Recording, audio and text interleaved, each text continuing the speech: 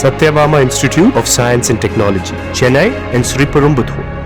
12ஆம் வகுப்பு விடைத்தாள்கள் திருத்தும் பணிகள் மும்முரமாக நடைபெற்று வரும் சூழலில் தேர்வு முடிவுகள் முன்னதாகவே வெளியாகும் என தகவல்கள் வெளியாகி உள்ளன.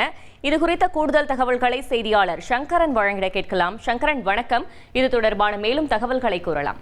தமிழகத்தில் 12ஆம் வகுப்பு பொதுத் தேர்வு கடந்த மாதம் 25ஆம் தேதியோடு முடிவடைந்தது. இதைத் தொடர்ந்து கடந்த 4ஆம் தேதி முதல் தமிழகம் முழுவதும் கிட்டத்தட்ட ஒரு 80 மையங்களில் விடைத்தாள்கள் திருத்தக்கூடிய பணிகள் விறுவிறுப்பாக நடைபெற்று வருகின்றன.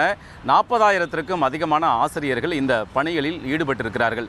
இப்படிப்பட்ட சூழலில் தேர்வு முடிவுகள் வரக்கூடிய மே மாதம் 9ஆம் தேதி வெளியாகும் என்று ஏற்கனவே தேர்வுத்துறை அறிவித்திருக்கிறது. இந்த 9ஆம் தேதிக்கு முன்னதாகவே ஒரு சில தினங்கள் முன்னதாகவே தேர்வு முடிவுகள் வெளியாகும் என்றும் தகவல்கள் வெளியாகி இருக்கின்றன.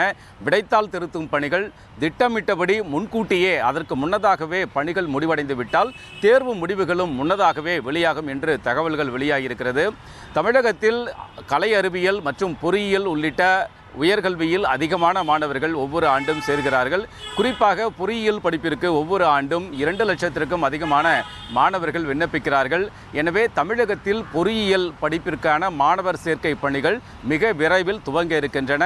மே மாதம் 5ஆம் தேதி முதல் இணைய வழியில் இந்த பொறியியல் படிப்பு சேர்க்கைக்கான பதிவு துவங்கும் என்றும் தகவல்கள் வெளியாகியிருக்கிறது. கடந்த ஆண்டு நிலவரப்படி பார்த்தால் தமிழகத்தில் 434 பொறியியல் கல்லூரிகள், தனியார் பொறியியல் கல்லூரிகள் இருக்கின்றன. இவற்றில் அரசினுடைய ஒற்றைச்சாளர அந்த கலந்தாய்வு முறையின் கீழ் 1,80,115 இடங்கள் இருக்கின்றன. கடந்த ஆண்டு 2,09,653 மாணவர்கள் விண்ணப்பம் செய்ததில் அவர்களில் 1,30,938 பேர் பொறியியல் படிப்புகளில் சேர்ந்திருக்கிறார்கள்.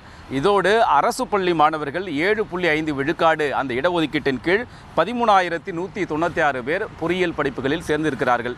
இப்படிப்பட்ட சூழலில் இந்த ஆண்டும் 2 லட்சத்திற்கும் அதிகமான மாணவர்கள் பொறியியல் படிப்பில் சேர்வதற்கு விண்ணப்பம் செய்வார்கள் என்று எதிர்பார்க்கப்படுகிறது.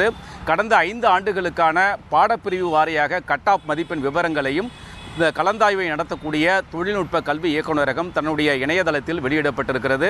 எனவே பொறியியல் படிப்பிற்கு விண்ணப்பிக்கக்கூடிய மாணவர்கள் எந்த கல்லூரி தரமான கல்லூரி, எந்த பாடப்பிரிவில் சேரலாம் என்பது குறித்து பல்வேறு விவரங்களை இந்த இணையதளம் வழியாக பல்வேறு விஷயங்களை தெரிந்து கொள்ளலாம் என்பதும் குறிப்பிடத்தக்கது. எனவே பொறியியல் படிப்பு சேர்க்கைக்கான அதிகாரப்பூர்வமான அறிவிப்பு மிக விரைவில் வெளியாகும் என்றும் எதிர்பார்க்கப்படுகிறது. தகவல்களுக்கு நன்றி Sankaran. Satyabama Institute of Science and Technology, Chennai and Sriperumbudur.